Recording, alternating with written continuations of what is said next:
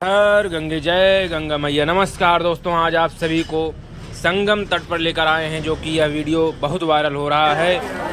संगम तट पर देखिए, जहां गंगा जी यमुना जी देखिए, यहां आप सबको दिखा रहे हैं। देखो मिल गई हैं गंगा जी यमुना जी। यहाँ देखिए, वहाँ एकदम नीला पानी, इधर सफ़ेद है और उधर एकदम बिल्कुल नीला है। और यहाँ दिखा रहे हैं आप सबको एक अद्भुत ऐसा नज़ारा। देखिए कितना खूबसूरत लग रहा है। देखिए यमुना जी, देखिए इधर गंगा जी, उधर यमुना जी। देखिए यहाँ का दृश्य कितना गजब का सुंदर दृश्य लग रहा है इस समय। दोस्तों देखिए कितनी संख्या में लोग महाकुंभ में इस समय, बहुत ही करोड़ों संख्या में लोग आए हुए हैं। बहुत गजब का नज़ारा है दोस्तों। यह वीडियो बहुत ही वायरल हो रहा है दोस्तों। अच्छा लगेगा तो शेयर करिएगा दोस्तों। और यह बहुत ही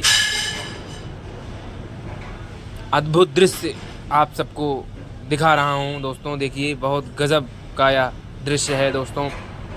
वीडियो में बने रहिए, लास्ट तक वीडियो ज़रूर देखिएगा दोस्तों।